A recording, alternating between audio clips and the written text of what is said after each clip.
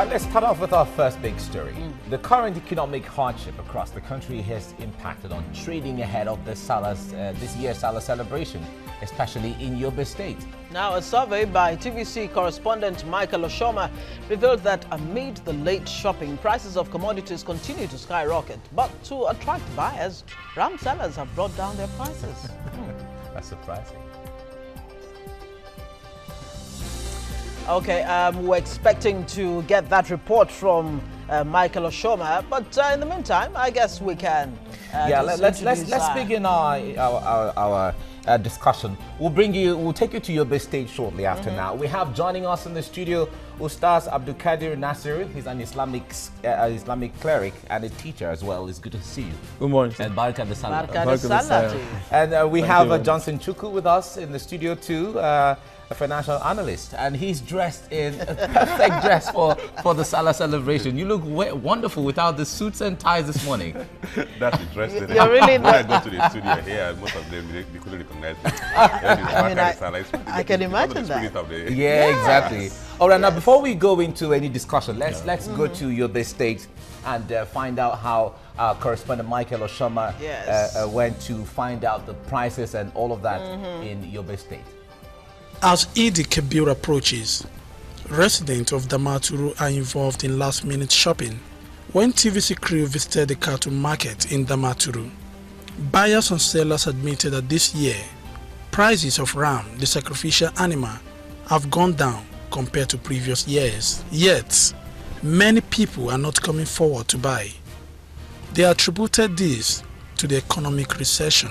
It's very cheap. Last year around this time, I bought this about 60, but now it's 45,000. It's cheap. This may be in connection with the lack of money. Generally, people are suffering because there is nothing that they can eat at home. So the prices of the rams are relatively cheaper. This man, who is a ram buyer, agrees that the recession has had an adverse effect on the people who cannot afford the sacrificial animals. The policy of the government is good, but the implementation, I can say, there is a problem with the implementation of the policies. As people step up preparation for the festivities, it is the tradition of Boko Haram fighters to take advantage of the festivities to strike, but Yobe residents are confident that the security agents will be on top of their game and ensure a violence-free Eid Kabir celebrations. Michael Oshoma, TVC News, Yobe State.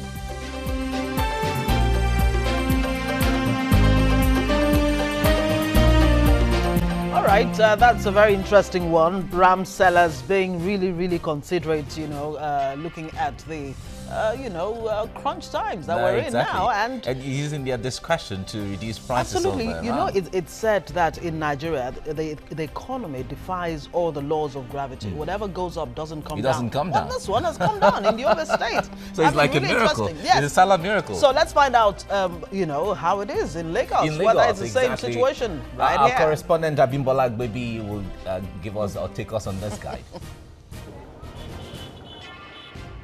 Less than 24 hours to the Eid Kabir festival, many Nigerian Muslims are still lamenting hiking the price of rams this year, which is a complete departure to what the situation was like last year. At the Egbera market, the situation speaks for itself. Prices of ram of these sizes range from 120,000 to 130,000. Many of the ram dealers attributed this to exchange rate volatility and cost of transportation. Price we bought in the north is higher. Now when we come down to Ekpe, we have to put the transport money on top of the ram. It's not at Ekpe alone. It's right come from Arewa because we bought the rams at the cost market. When we reach here, the motor, trailer, the Jangale, which is a veterinary in 12 states before we reach Ekpe here, caused many inflation when we reach Ekpe. At other places visited in Lagos metropolis, the situation was not too different. Rams were seen in large numbers with just a few interested buyers. Some who showed interest eventually walked away without buying. They left the market groaning about the poor economic situation of the country. Wọ́n ní pé ní ilé Haúsá lọ́hùn gbogbo nǹkan ti wọ́n jù, owó mọ́tò gan tó bí ọ̀wọ́n dé bí, owó táwọn náà ná lọ́hùn, owó táàsì gbogbo ẹ̀ ó ti pọ̀ jù. Torí ẹ̀kọ́ bá ṣe nǹkan sí ìjọba Nàìjíríà, ẹ bá tún ìjọba Nàìjíríà ṣe o. The situation of last year to this year, the situation is bad. It's bad. Last year is even better than presently, but there's nothing we can do because we are in recession era. So there's nothing we can do. We have to take it like that. While many Nigerians continue to groan under the current economic situation, for a cross-section of Muslim faithful, celebrating Eid in a time of recession is an issue to worry about. Abimbola Kabir, TVC News, Lagos.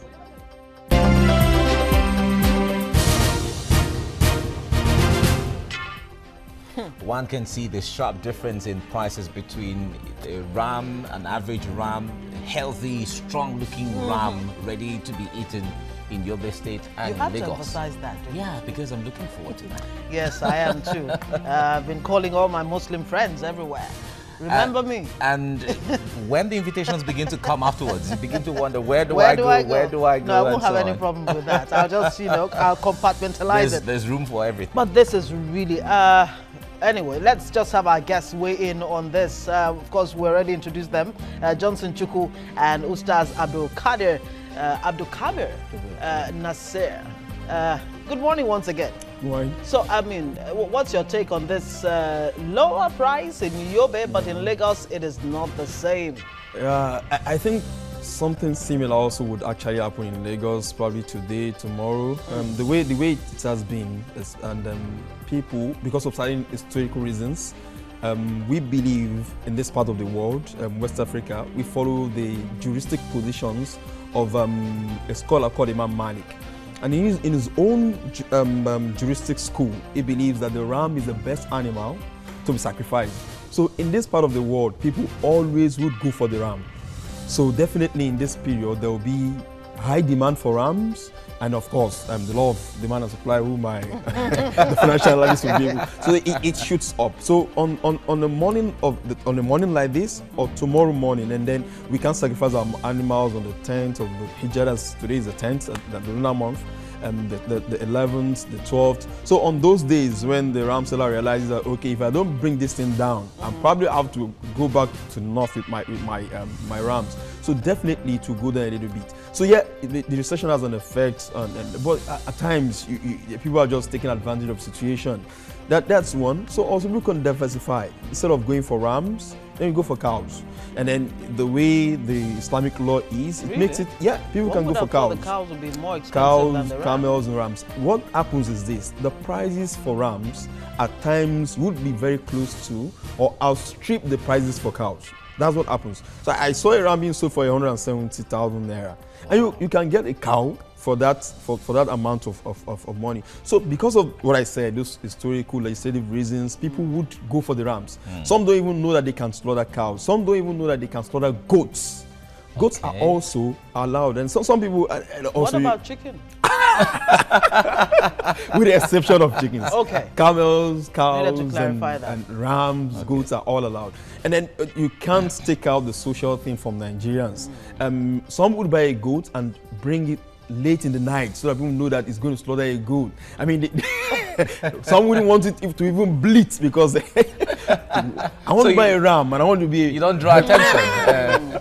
Okay, now before I bring Johnson in here, let us understand the significance of Sallah in Islam. Yeah, when you talk about Sallah, in a way, it even touches on what we call contemporary comparative religious study, as it touches on Judaism, touches on Christianity, touches on Islam.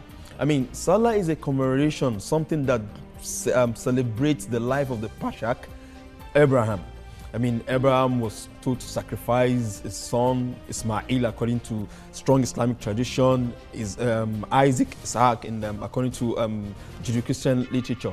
So it was at the end of the day, as Allah mentioned in Surah Al-Safadas, Quran chapter 37, he submitted. There was a sense of sacrifice, of submission to his creator. he was going to slaughter his son for his creator. And at the end of the day, Allah said, وَفَضَيْنَاهُ بِذِبْحٍ حَذِيمٍ. So instead of slaughtering the son, he was given a ram to slaughter. So this is the significance of the Sallah celebration. It celebrates Ibrahim, celebrates his passion, his sense of sacrifice, his submission to his creator. And at the end of the story, he had this verse saying that وَتَرَكْنَا عَلَيْهِ فِي الْآخِرِينَ. And this is done so that Ibrahim will be celebrated for all ages. So when we do this, we don't want it to be 100%. It's a social event, really, but the spiritual lessons of submission, of sacrifice, of readiness to give all what one has to one's creator should not be lost. And so also, as I mentioned earlier, when we realize this, we would realize that, okay, even if I don't have the money, it's not compulsory that I must slaughter. If the money is not there, it's not compulsory on me, because the religious angle is far more important than any other thing. And the Islamic principle says that what Allah has not given you is not going to ask of you. La yukallifu Allahu nafsan illa wusaha. You are only told to carry out what you have the ability to do. That's an interesting one. So Johnson Chukwu, I mean, can you what you don't have or what hasn't been given to you cannot be demanded of you. That's a very interesting one. So it means the Islamic religion has, made room or created some kind of leeway. So why are we under pressure at this time? I mean, whether it's Christmas and there's a recession, or now that it is, the Sallah celebrations, remembering the Prophet Ibrahim. How should we weigh in on this for us? Well, the way I would see it is that in the first place, the good thing about it is that the sacrificing of the lamb is not obligatory in Islamic religion, like you just mentioned. It's discretionary. So they say that you must have the resources to do that. And at periods where you have economic crisis, is a period when people have to prioritize. So what is happening today is that a lot of families are prioritizing what is important and what is not important. If it's not obligatory, if it's not something that you must do, you might, and you can't afford it. You have to look at what are the alternatives. He did mention that people can. I've actually read where people are contributing money to buy cow instead of buying ram individually. And even in the Islamic religion, there's provision that for those who do not even have. If you don't have at all, I think there's a provision that the ram you kill, you share it into three: one for your family, one for your friends, and one for the needy. One portion for the needy. So even if you don't have and you are very poor, there's a provision that you also still get ram meat or meat to celebrate the Ileya or the Sallah, as it's called. So the basic thing is at this stage that Nigerians are prioritizing. For me, it's a point that, I've heard people in the market who made comments, and you actually, the interesting aspect is that you actually realize that even Nigerians on the street recognize understand economic issues. One of them was talking about the fact that, look, the transport cost is a major input cost in the cost of ram in Lagos, that it now takes so much to bring the ram from the north to Lagos. And he did mention the fact that, look, eventually the prices will come down at the last end, because if traders factor in the cost of taking back the ram to the north, they will discount that price and sell at a lower price at the last minute, so that at least they will recover their capital. So for me, Nigerians are beginning to feel the sense in an economic depression. We are beginning to juggle with our priorities and define what is of paramount importance to us. The next thing we would, in the course of this discussion, we have to look at how do we make sure that the current economic crisis does not begin to feed on itself. Because when the man who is selling ram cannot sell his ram, he may not be able to pay children's school fees, teachers may not be able to be employed, and then the level of unemployment is increasing, social crisis may evolve. We need to look at what should government do to make sure, because the problem we have with an economic recession is that it begins to feed on itself. So you see the cascading of the crisis, and it continues to eat and feed on itself. And that's what we should be looking at. How do we stop that? When you say the recession feeds on itself, clarify, make us understand, maybe it's an economic phenomenon. Let's understand that when the recession feeds on itself. Okay, this is what happens. The man who is selling ram cannot sell his ram, so he doesn't make an income. So because he has not made an income, he does not go to buy fufu or whatever. The person who is producing that will not be able to produce. So because that one does not produce, he begins to sack people who he has employed. Those he has sacked will no longer have an income to consume.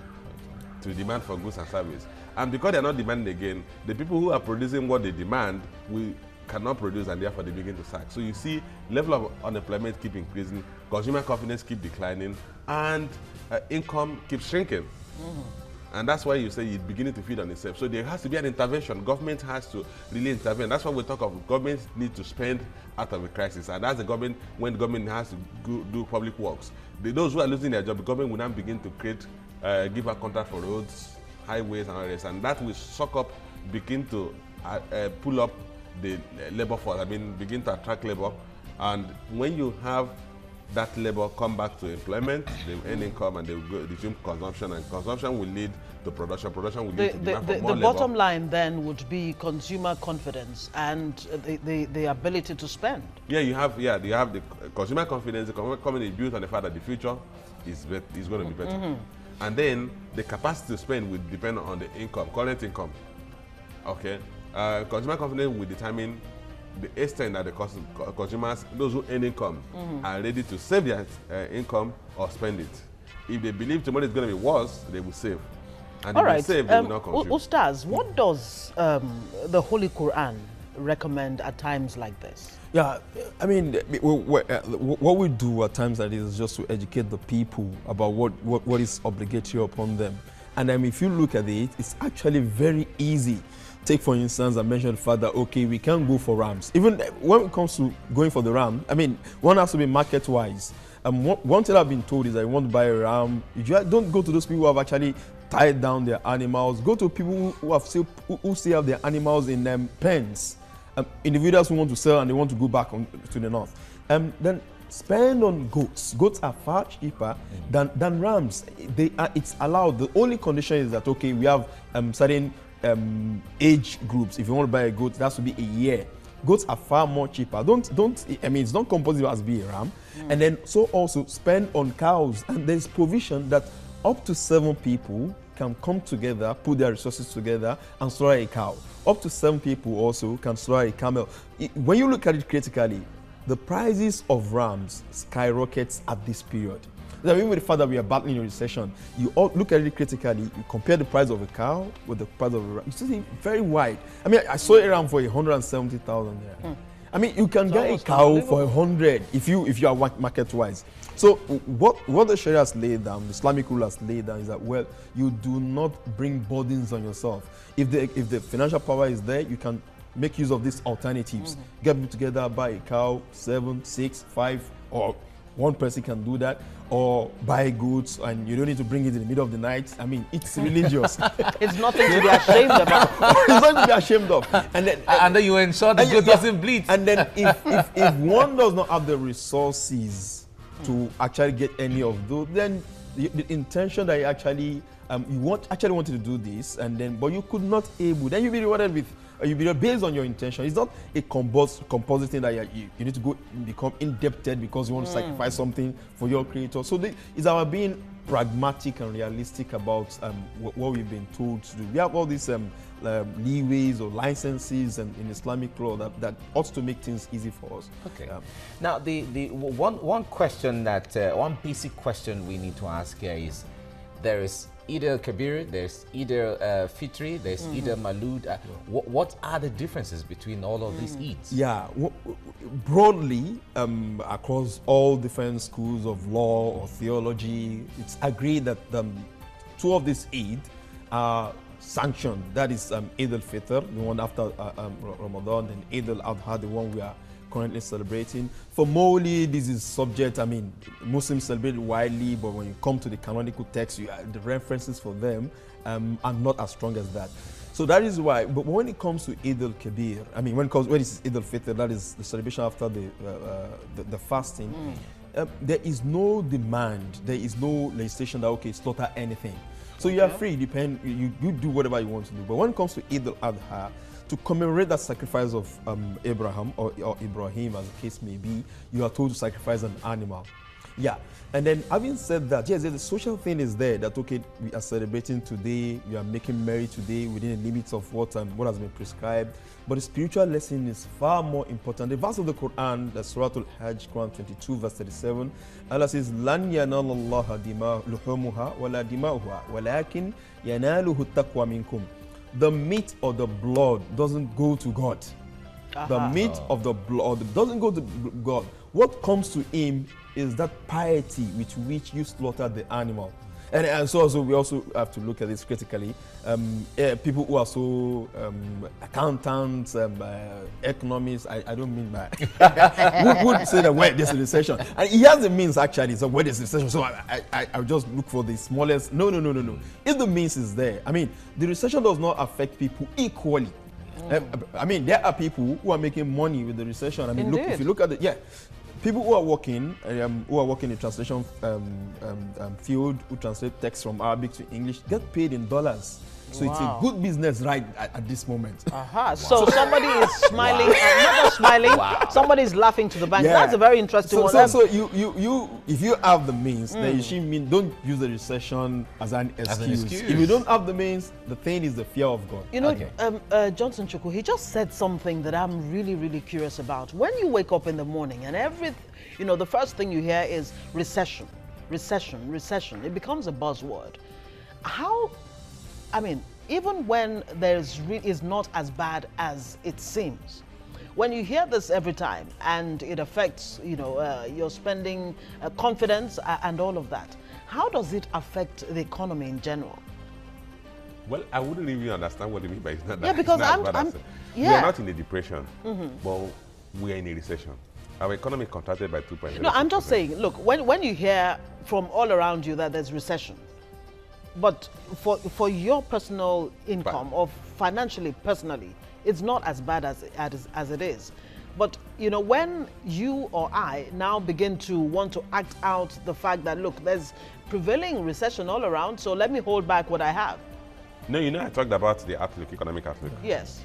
One is your current income. The second aspect is the outlook. If the outlook is positive, you see, human beings by our nature live for tomorrow. And what do I mean by live for tomorrow? The hope they have today is that tomorrow will be better than today. And that's why you wake up in the morning, you jump out of your bed, you want to work because you want to make tomorrow better than today. If the outlook, if all you see, if all the indicators are pointing to the fact that tomorrow may be worse than today, what do you do? As a rational person, you want to protect yourself. So it then means that the decisions you will take today that would have made you spend more tomorrow, you are going to withdraw from those decisions. And that's why people begin to save in periods when that looks... Saving for the rainy day. All right, Johnson, I'll come back to you to make that point. Let me inform our viewers we're going out on TVC Entertainment, but viewers there can continue with TVC Breakfast on TVC Nigeria. That's on Concert Channel 190 and DSTV Channel 418. Of course, you can also continue to enjoy the show on GoTV 45 and ACTV 510. Stay with us.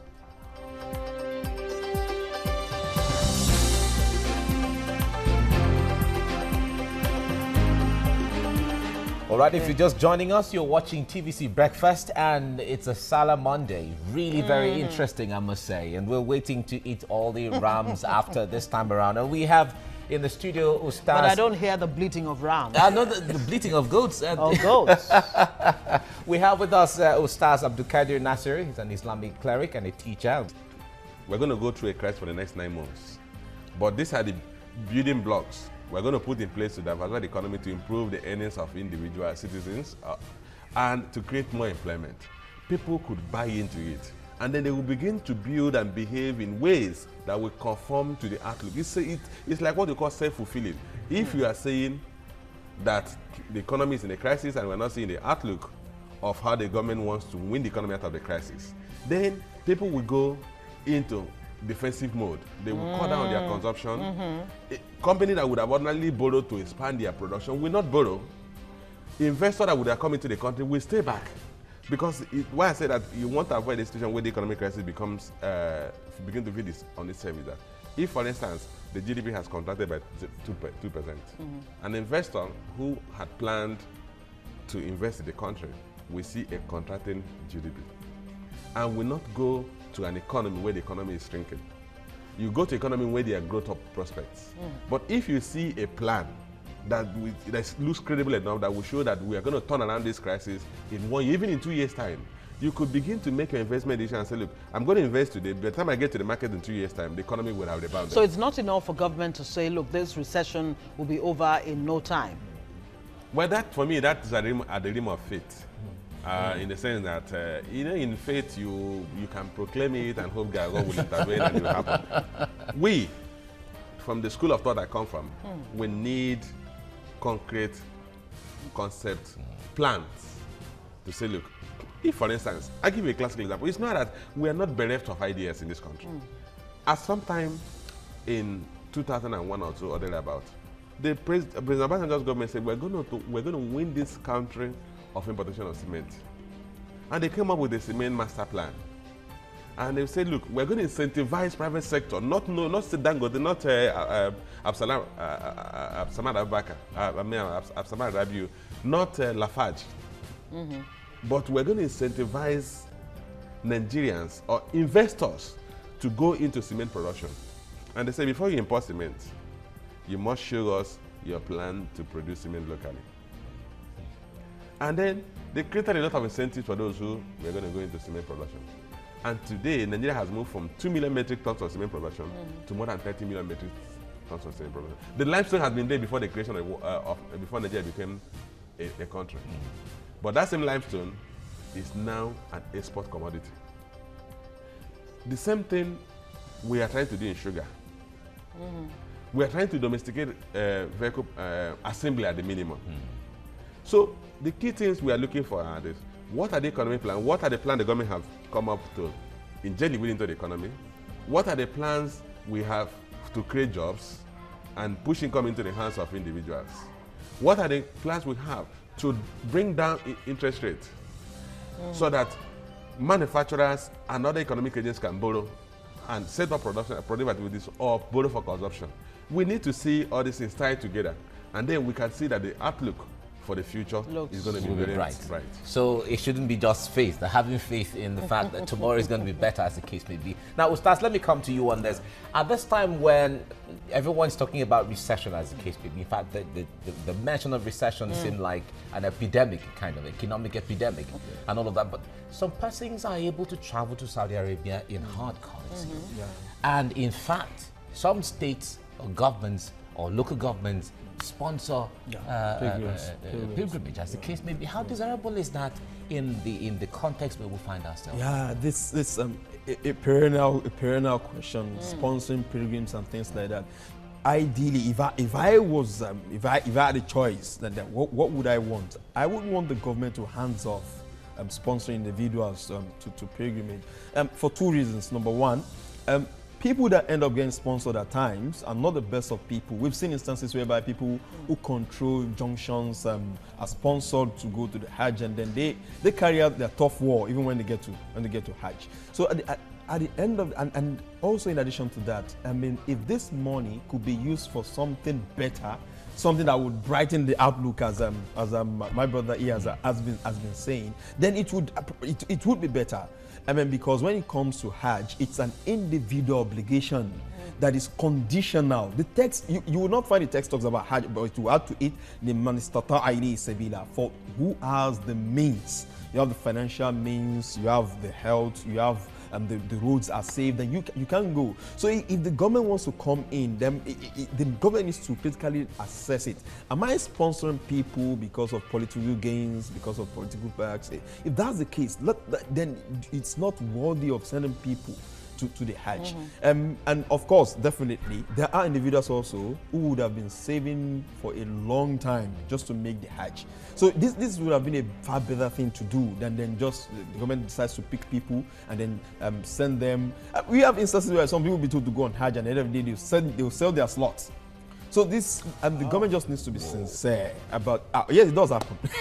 About we're just hearing. Maybe I'm just hearing this. That's another angle entirely. It does I want you to speak to the importance, how important is it for a Muslim at a time like this to share the ram for those who can afford it? Give to your neighbor, the less privileged, and all of those. Yeah. What's the reasoning behind it? I mean, the way we say is that, look, if you have issues in Islam, just go to the primary text. It solves this. There was a particular time in Medina, that was the Prophet's city then, and then the instruction was passed out that whoever slaughters an animal should not keep the meat for more than 3 days. You just have to give it out.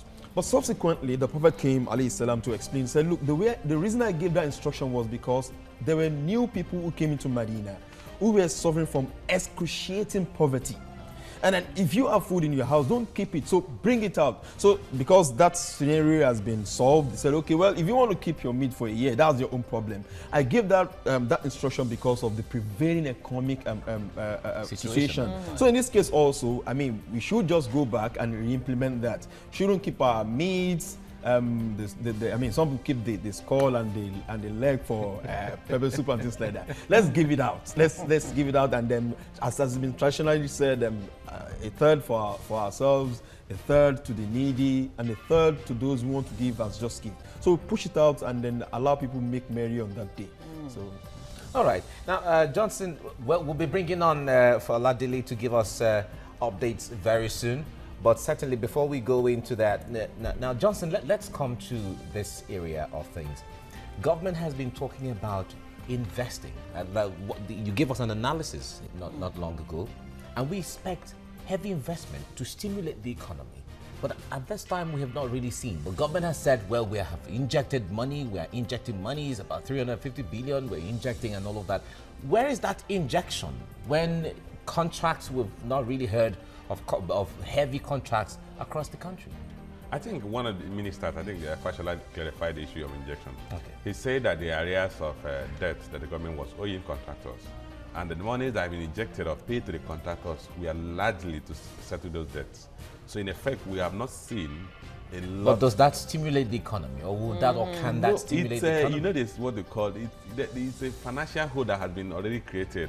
So when you pay the contractors outstanding debt, it's not as if the contractor has so much equity of their own that they funded the construction on their own. So the contractor would have borrowed money from the banks, and then the contractor would pay the banks. But today the banks are having their liquidity strain, and the banks are not likely going to give fresh loans to contractors to go and continue with construction. So the contractor are now saying, look, you have paid us some of our debt. We need fresh mobilization to now go back to site.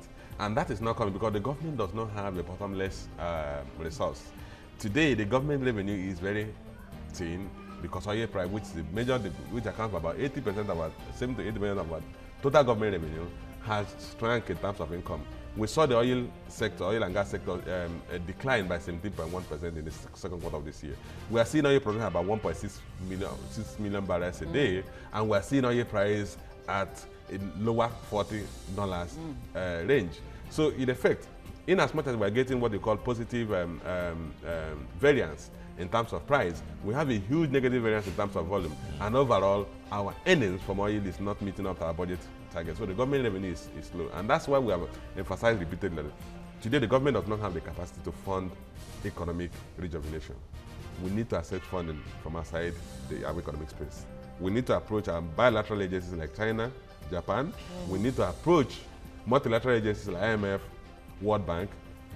Then we need to also approach the private sector by putting structures in place to allow for private sector to invest in critical infrastructure. The road network, some of the highways are commercially viable, some of the airports are commercially viable, the seaports. We need to bring in private capital. So we need to have a holistic approach on how to bring Nigeria out of this. So you would support then the talks about going out there to get some $11 billion or so in loans?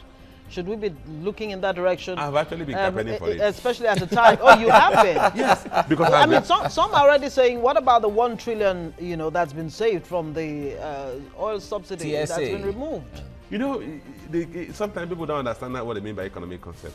What the government said is that it's not as if the government had a 3 trillion sterilized that it was supposed to use to pay for oil, and they saved 1 trillion. No. What has happened at this a cost that was not incurred, and therefore, if the government revenue had been very buoyant, maybe that would have left the government with some slack to use some other areas. Today, where we are, I think the government, one of the government agencies ministers said that, look, the revenue shortfall in the first quarter of this year was 140%. Yes. So the government, but even at the best of times, even assuming that we have the capacity to implement the 6.1 trillion budget, we are not going to fast track the development of this economy that you and I, at our age, will enjoy a relatively developed economy if we do not bring in foreign capital. Okay. All right. Well, certainly when it comes to stimulating, because from the rhetorics or from the literature of what government was about to do or what government needed to do, we're expecting at this time where monies will be in the contracts for the second and even third Niger bridges will be awarded, where the contractors will mobilize to site.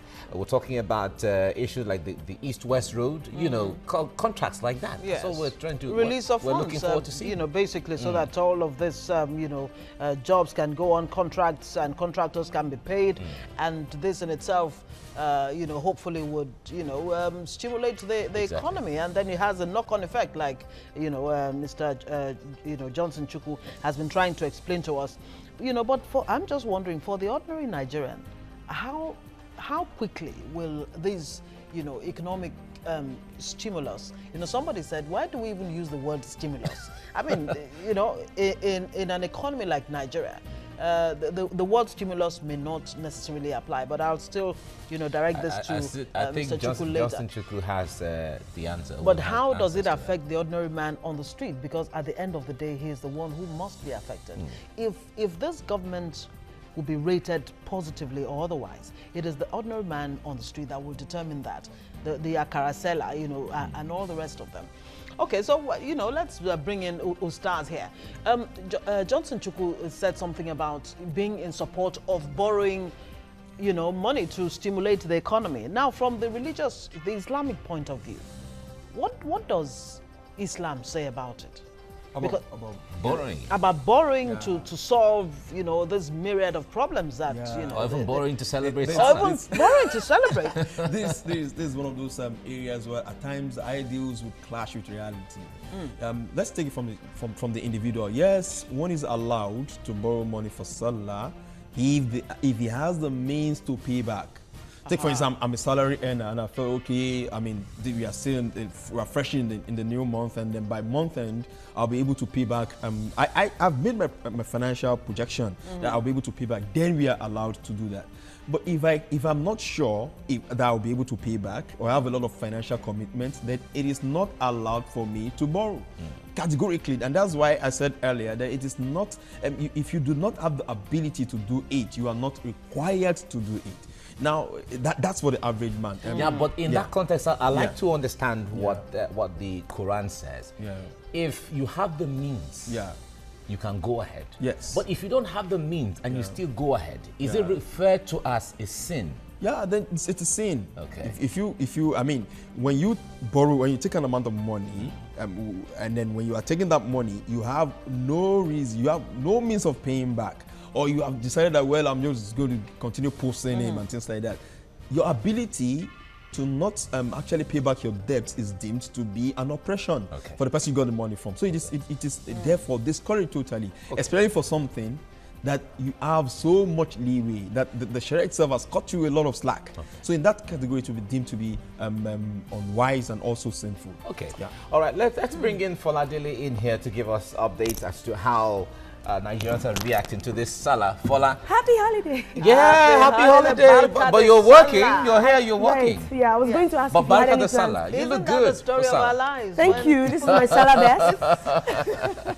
And we're both in red skirts. Thank you. Exactly, both in red. The ladies in red. Oh, yeah, the ladies in red. Good morning, Ustadh and Johnson. Lovely to see you. And you look nice. Baraka de Sallah. Good to see you as well. Okay, so let's get right into it. All right, so at Kara 1 says an average ram costs 60 to 70,000 naira in Lagos as economic recession bites harder. #Nigeria.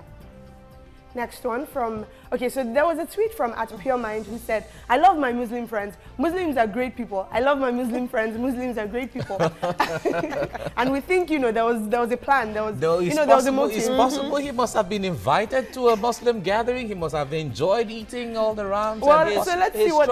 Faladele, he's just trying to impress his Muslim friends. Yeah, that's exactly what I think. They remember him or something. That's what I think, because this response actually gave him away. And this one was from @Karama Lima, who said, we won't give you Sallah meat though. We know this style. There you go. Next one from @Supersporter, who says, with this recession, one can only hope our Muslim brothers will be meat friendly this Sallah. Whoa. @Sims Joel says, please don't hound people for Sallah rice or meat. A bag of rice is 20,000 naira. Ram is from 60,000 naira. Oil 20 liters is 10,000 naira. Packet of Maggi now is 450 naira. Calculate. Next one, @CutenessB says, even when someone you visit kills ram or cow for Sallah, don't expect big chunks of meat because it came at a hefty price. And the last one here from @IamBimbola, who says, long weekend, EPL, English Premier League, is back. Sallah meet, Monday and Tuesday holiday. What a time to be alive. So it's nice to know that while some people are, you know, sad about the recession, some people can rejoice in little things like EPL and the long weekend. No, but it'd be nice. Just combining Sallah meet with watching football. Kick your legs up. The day and, you know. is late. but let me ask you, Ustadh. So someone said actually over the weekend that it's mandatory by the Quran for Muslims to give out Sallah meat. How true is this? Because we might pay you a visit. Yeah, mandatory in the sense that you have the ability. Take for instance, if I have a very large family, that the ram would not actually even be sufficient for us. So I may not necessarily give out, or I may give out very thin, little. So you're not. So what the Quran says explicitly is that okay, fakulu minha, eat part of it, and then give people a part of it. Categorically, that's the text of the Quran. So, but in a situation whereby the India also the meat is so small.